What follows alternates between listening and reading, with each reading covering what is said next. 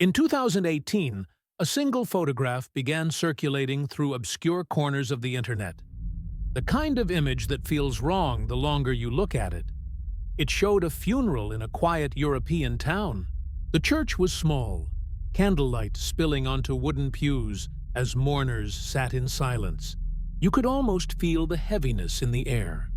The sound of quiet sobbing, the muted shuffle of shoes on old stone. But at the center of the image was what no one could explain. Inside the open casket lay a woman. Her hands folded neatly over her chest, skin pale but preserved, as though she had only just fallen asleep. Yet it wasn't her stillness that unsettled people. It was her mouth, a faint, deliberate curve. A smile, soft, eerie, and impossibly human. The image spread across Reddit, Telegram, and dark web forums under a single chilling caption. She attended her own funeral. At first, people dismissed it as digital manipulation, a morbid art project, maybe even a staged photo. But then, someone found a local obituary that matched the name written on the church register, Elena Moreau. And that's when things became impossible to explain. Witnesses claimed they saw a woman, alive and watching, standing in the back of the church during the service, wearing a black coat, her face half-shadowed. Several swore it was her, the same woman who was lying in the casket. Was it a case of mistaken identity, a carefully planned fraud, or something far stranger, a psychological experiment in mortality itself? Online, theories collided. Insurance fraud, witness protection, body doubles, even scientific resurrections gone wrong. But the more investigators looked, the more the evidence pointed toward a story far deeper than any rumor could reach, to understand how a living woman could be buried and photographed smiling in her coffin. We have to go back to where her story began. Her name was Elena Moreau, a woman known in France's art circles for her quiet intelligence and her ability to find beauty in the macabre. Born in Lyon in 1973, she spent her life surrounded by paintings, archives, and forgotten relics of the past. Her exhibitions often explored the boundaries between life and death. Art as remembrance, death as expression. People described her as elegant, mysterious, and impossibly private. In March 2015, her name appeared not on a museum catalog, but in the police register of road fatalities. A wrecked Peugeot 308 had been discovered at dawn, smoldering near a curve along the Rhône River. Firefighters said the blaze had burned so hot the vehicle's metal warped inward. Inside, they found fragments of bone, scorched fabric, and a gold pendant melted into the seat frame. That pendant matched one Elena was known to wear, a small locket containing a pressed violet. Investigators noted no sign of another vehicle, no brake marks, and no evidence of a struggle. The conclusion seemed simple: driver fatigue, a swerve, an explosion. DNA tests, though compromised by heat, were said to confirm identity through partial match. The file was stamped closed within 10 days. Obituaries soon followed. The Lyon Tribune published a 2-paragraph notice. The art world mourns the loss of curator Elena Moreau, whose commitment to preserving European post-war art inspired countless students. Friends and colleagues spoke of her gentleness. One remembered her saying, "Death is just another frame. We decide what we hang inside it." Few could have imagined those words would later sound like a prophecy. Her funeral was small, held behind closed doors. The coffin was sealed before arrival. Those who attended recalled the scent of lilies, the priest's voice trembling, and the family's refusal to show the body. Within days, she was buried in Lyon's Cimetière de la Guillotière. For everyone, that was the end. But in 2018, 3 years later, in a quiet village near Lausanne, Switzerland, a photograph surfaced, taken at another funeral. Among the mourners stood a woman in a black coat, veiled and silent, her gaze fixed on the coffin, her face unmistakable. Elena's face. Witnesses later swore she smiled before vanishing into the rain. If Elena Moreau had truly died in 2015, who then watched her own burial in 2018? The official police report from 2015 described the scene as straightforward. An accident on Route D386, a two-lane road that followed the winding banks of the Rhône River. The Peugeot was found at 5:42 a.m. Still smoldering, its frame twisted into the guardrail. Inside the driver's seat, investigators recovered what they believed were dental fragments belonging to Elena Moreau. A forensic dentist confirmed the match, though privately, noted that several teeth appeared to have been extracted before the fire. The report listed the estimated time of death between 1 a.m. and 2:30 a.m., based on temperature and burn rate. But a gas station camera, only a few kilometers north, captured Elena's car passing by at 3:11 a.m., nearly an hour after she was supposedly dead. The footage was grainy but clear enough to show a driver with her build and hairstyle. The discrepancy was quietly filed away, never explained. To understand what might have happened, investigators had to look at the woman before the fire. By 2015, Elena's career had begun to unravel. Though admired publicly as a respected art curator, she had grown entangled with the darker side of the art world, the underground network of private collectors and illicit trades that dealt in looted wartime paintings and unregistered antiquities. Sources later claimed she'd been questioned, though never charged, in connection with a smuggling ring that operated between Marseille and Geneva. Her financial records told another story.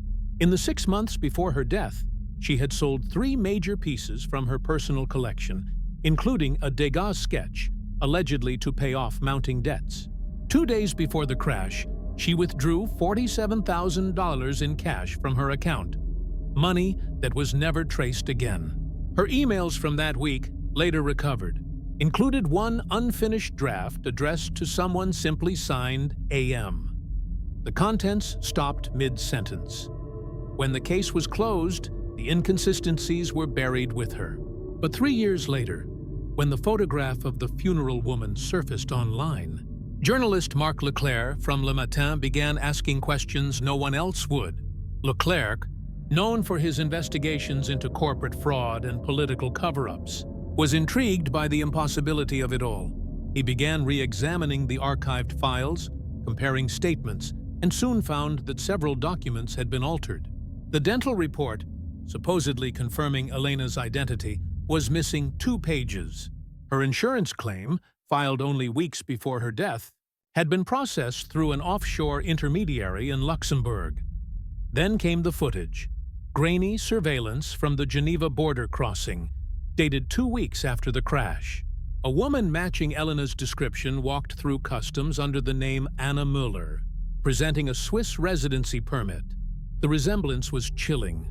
Same gait, same scar under her chin. A small detail friends later confirmed only Elena had, Leclerc traced the new identity to a quiet apartment complex near Lausanne registered to Müller. Rent was paid in cash. No official employment records, no digital footprint. When he visited, the mailbox was empty, but neighbors described the tenant as a French woman, polite, solitary, always wearing gloves. Piece by piece, the narrative of Elena's death began to fracture. The wreckage, the dental fragments, the missing money, the reappearance across the border. Each clue painted a picture of a woman not lost to tragedy, but orchestrating her own disappearance. But Leclerc's investigation was only beginning, because what he uncovered next suggested Elena hadn't just escaped her life. She might have been running from something much darker. Marc Leclerc's investigation took a darker turn once he began looking beyond police reports and border footage. His search led him into the very world Elena had once curated, a world obsessed with death, art, and illusion. Through interviews with her former colleagues at the Musée des Beaux-Arts in Lyon, Leclerc uncovered something unexpected. Elena had long been fascinated by memento mori, art designed to remind the living of death. Her favorite pieces were 19th-century mourning portraits, images of the dead painted or photographed to appear alive. She had even curated a controversial exhibit titled The Stillness of the Departed in 2013, which featured restored Victorian death portraits. One assistant recalled Elena saying quietly, "There's a strange peace in faces that can't lie anymore." This interest wasn't just academic. According to her co-workers, Elena had become consumed by it. She spent hours studying post-mortem photography from the 1800s, analyzing how photographers positioned bodies to appear merely asleep, a practice once known as last sleep portraiture. She wrote essays about the illusion of presence after absence, arguing that such art reverses mortality through composition. Those who knew her best said she often blurred the line between life and death in her conversations, once musing, if someone disappeared perfectly, would it matter whether they were dead or not? The unsettling parallel between her obsession and her later funeral appearance was impossible to ignore. In the viral photograph, Elena, or the woman who looked exactly like her, stood in the back row, expression faintly serene, lips curled in what witnesses later described as a knowing smile. Forensic analysts Leclerc consulted began dissecting the photo's details. The muscle tension around the mouth, the stiffness of her posture, the unnatural lighting that seemed to flatten her face against the background. Dr. Henri Dufresne, a forensic pathologist from Lausanne, noted that the light source did not match the shadows cast by others in the frame.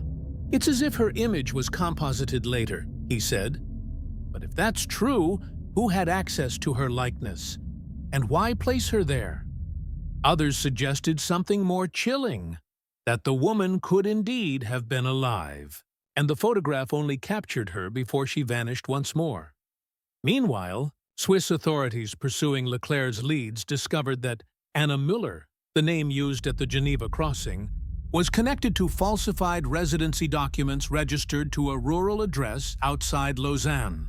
The property was a small, snow-covered chalet near the edge of Lake Brett, rented under an alias 2 months after Elena's supposed death. When Leclerc arrived there in early 2019, he found the chalet abandoned, the windows sealed, dust gathering on the floorboards. But inside, among the sparse belongings, were fragments of a life meticulously constructed and then abruptly deserted. A silk scarf monogrammed EM lay folded beside a half-empty bottle of French perfume. On a desk, Leclerc discovered several handwritten letters, unsent, some torn in half. One of them, dated March 2016, read, "They think I'm gone. It's the only way to be free." Another, more cryptic note said, "The gallery will not stop. They never do. But this time, they won't find me." The handwriting was confirmed by experts as Elena's. Each letter suggested a woman terrified, not of discovery, but of something from her past catching up to her. When Leclerc published excerpts of the letters online, public speculation erupted. Forums debated endlessly. Had she faked her death to escape a criminal art syndicate, or had someone else faked her life? Assuming her face, her name, and even her past, art historians began re-examining her curatorial projects, suspecting that her exhibitions might have been more than artistic fascination, perhaps coded records of illicit trades. Some of the missing wartime paintings rumored to have passed through her hands resurfaced years later in private Swiss collections, authenticated under pseudonymous dealers connected to AM. The initials matched her alias, Anna Müller. The deeper Leclerc delved, the more it seemed that Elena's life and death had become a carefully composed piece of art, one that blurred truth, illusion, and identity as deliberately as her own exhibitions. And yet, The final clue, found in the chalet, unsettled even him. A framed photograph resting on the bedside table. It was a 19th century post-mortem portrait. A young woman seated upright, eyes open, lips faintly smiling.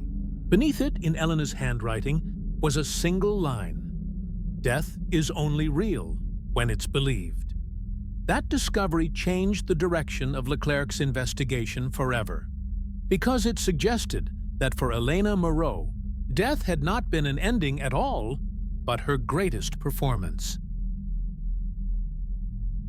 By 2020, the mystery surrounding Elena Moreau had faded from the headlines, relegated to the corners of conspiracy forums and cold case blogs. But everything changed when a single man broke his silence. A mortuary technician from Lyon named Julien Roche. Roche had worked at the Sainte-Croix Municipal Mortuary in 2015, the same facility that handled Elena's supposed remains. In a late-night email to Leclerc, he wrote only, "The body was never examined. They sealed the casket too fast." When Leclerc tracked him down, Roche explained in detail what had happened. According to him, the smiling corpse, the remains claimed to be Elena's, was delivered under high security, already sealed in a zinc-lined coffin. The request came directly from family representatives, citing religious and emotional reasons. Roche said no autopsy was ever performed, and no medical verification was conducted before burial. The entire process took less than 6 hours from delivery to interment, an unprecedented speed for a high-profile accident case. "I remember because the body bag looked too small," Roche recalled, "and they told us not to open it." Leclerc's instincts flared. Through a court petition and leaked documents, he obtained permission for limited forensic retesting on residual tissue samples stored in the mortuary archive. Tiny, formalin-preserved fragments marked Moreau E. The results were devastating. The DNA did not match Elena Moreau. Instead, the partial genetic profile aligned with a missing person alert from 2015, Katarzyna Zielinska, a 29-year-old Polish woman last seen in Lausanne, less than an hour from where Anna Müller had been living. Zielinska had worked as a cleaner in several art galleries and private residences. Her employers described her as quiet, reliable, and strangely reserved. The discovery flipped the entire narrative. If the woman in the casket wasn't Elena, then whose funeral had everyone attended? And who, years later, stood watching her own burial with that faint, knowing smirk? Swiss investigators soon uncovered a trail of transactions linking the two women. In April 2015, just weeks before the crash, large wire transfers began moving from Elena's personal account in Lyon to a Swiss shell company registered under the name KZ Holdings. Further digging revealed the owner, Katarzyna Zielinska. The money trail suggested a partnership or a payoff. Leclerc interviewed locals in Lausanne who remembered seeing two women together around that time, one elegant, poised, speaking French with a soft accent, the other younger, quieter, Polish. "They looked like sisters," said a neighbor. "Always together, always whispering." Then came the most chilling piece of evidence. An old photograph surfaced from a private phone archive, time-stamped May 2, 2015, just 2 weeks before the funeral. It showed both women standing outside a café in Vevey, smiling faintly at the camera. Elena's hand rested lightly on Katarzyna's shoulder. Behind them, Lake Geneva shimmered in the morning light. For Leclerc, the meaning was inescapable. The two women had met, planned something, and only one of them had vanished. Through further investigation, Leclerc pieced together a theory that felt both horrific and brilliant in its precision. Elena Moreau had staged her own death using another woman's body. She had recruited Katarzyna, perhaps as an accomplice, perhaps as an unwitting pawn. And when the time came to vanish, she substituted her own identity for the Polish woman's corpse. The crash, the cremation, the sealed casket, all were part of an elaborate disappearance. But that theory, didn't end there, because evidence suggested Elena had later staged a second death, the funeral smile, using yet another level of deception. Forensic reanalysis of the infamous photograph revealed telltale signs of post-mortem alteration. Experts noted subtle distortions along the jawline and neck, consistent with muscle fixation and early decomposition, not a living expression. Dufresne, the same pathologist who had earlier examined the photo, confirmed it. The so-called smile wasn't emotion. It was contraction, a muscle locked by time. Someone modified the face afterward to make it appear aware. That someone, Leclerc realized, could only have been Elena herself. She had mastered death as an image, turning corpses into symbols, illusions into truth. By altering the body, staging the smile, and vanishing again, she ensured her myth would endure while she slipped further into anonymity.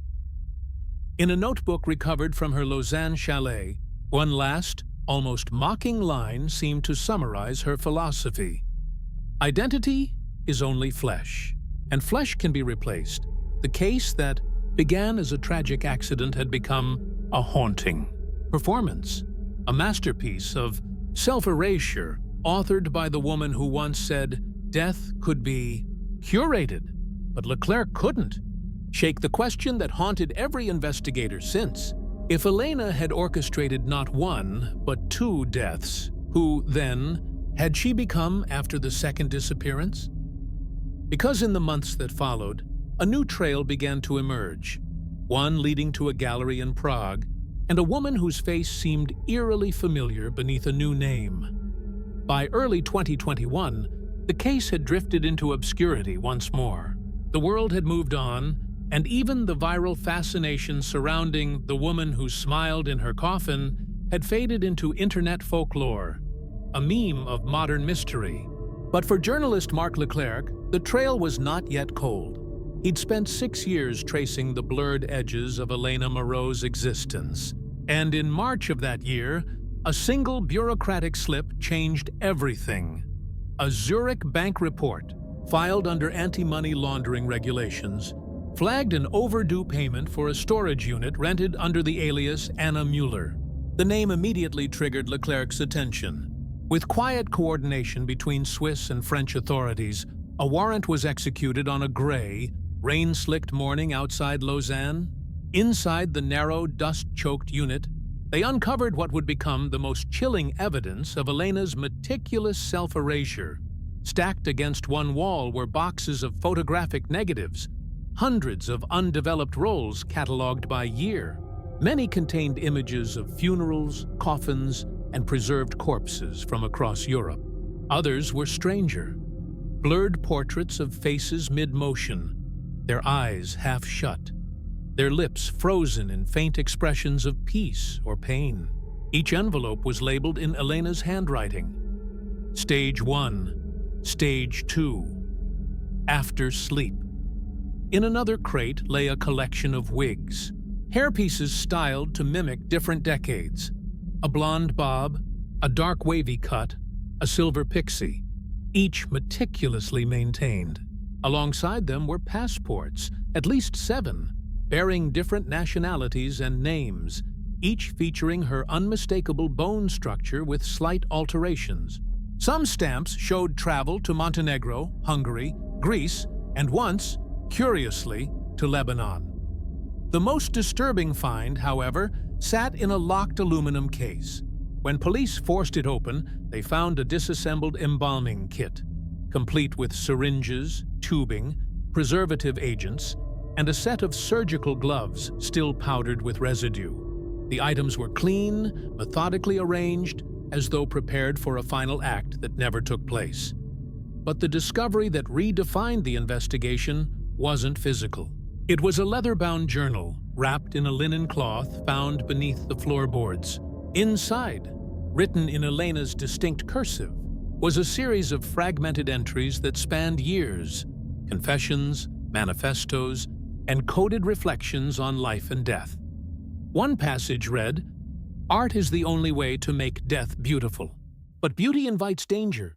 I no longer trust the buyers. They watch too closely. The day of sleep approaches. When I wake, I will not be her anymore. The phrase, day of sleep, appeared repeatedly throughout the journal, sometimes circled, sometimes annotated with symbols resembling exhibition notes. Leclerc, analyzing the entries, realized it was more than a metaphor. Years earlier, Elena had curated an obscure 2008 art installation in Lyon called The Living Death. It explored how 19th-century artists simulated mortality to provoke emotion. Models posed as corpses, actors buried alive, painters capturing the moment between consciousness and oblivion. The exhibit featured real archival photographs of memento mori art, the same kind that had fascinated Elena for years. Leclerc connected the dots. Elena had repurposed her own art concept into a personal ritual. The day of sleep wasn't symbolic. It was literal. Her staged funeral had been a performance of disappearance, a living reenactment of the living death. She had turned her own vanishing into art. Her body, her myth, her audience all part of the same final piece. But beneath the intellectual brilliance was fear. Several entries hinted at someone or something pursuing her. She wrote of buyers who no longer honor their word, of art pieces that were never meant to resurface. One line, dated a month before her first death, read chillingly, "If they find me, they'll burn me for real this time." Leclerc realized she hadn't just been escaping the law or her debts. She had been fleeing the very underworld she once served. The forged paintings, the smuggled relics, the untraceable clients. They had turned against her. Then, the final twist. In September 2021, a Croatian ferry terminal released security footage requested during a separate trafficking investigation. The images showed a woman boarding a night ferry from Split to Ancona, Italy. The timestamp, August 2019, 4 years after Elena's funeral. Her face was partially obscured by a scarf, but her posture, her gait, the subtle tilt of her head, all unmistakable. She presented a passport under the name Elena Moreau. Before walking onto the vessel, she glanced briefly toward the camera. The faintest hint of a smile curling at the corner of her mouth was the same expression that had haunted Leclerc since the beginning, the same impossible smile from the coffin photograph. Interpol issued a warrant under multiple aliases, but no trace of her was ever found again. No bank records, no travel logs, no sightings. It was as if she had dissolved into the very myth she had created. And so, the story closed. Not with a body, but with a question. Who was Elena Moreau? The woman, the artist, the illusionist of death? A fugitive genius? A criminal visionary? Or simply a soul so desperate to escape herself that she built an entire mythology to disappear within it? In the end, all that remained was her art, a legacy of blurred faces, lifeless eyes, and one final, unforgettable smile. Because for Elena, death wasn't an ending, it was her masterpiece. When the story finally broke in 2021, it was no longer just a mystery. It became a global phenomenon. Within days of Leclerc's exposé, social media erupted. Reddit forums dissected every photograph, comparing the funeral image with CCTV stills from Croatia. Twitter threads spun elaborate theories that Elena had joined an underground artist collective, that she was living under asylum protection, even that she'd been killed by her own creation. Documentaries followed. True crime YouTube channels pieced together her timeline with ominous music and AI reconstructions. Some labeled her the modern Dorian Gray. Others called her a fraud who used art as a shield for criminal escape. To the public, she was both villain and visionary, a woman who blurred the line between performance and deception. For the families, though, there was no fascination, only grief and confusion. Elena's elderly mother in Lyon refused to believe her daughter was alive, insisting that the dead should stay buried. Meanwhile, the family of Katarzyna Zielinska, the Polish woman whose body had been found in the casket, demanded justice. They filed a formal complaint with Swiss authorities, arguing that their daughter's identity had been stolen in death. Legal disputes soon tangled both nations.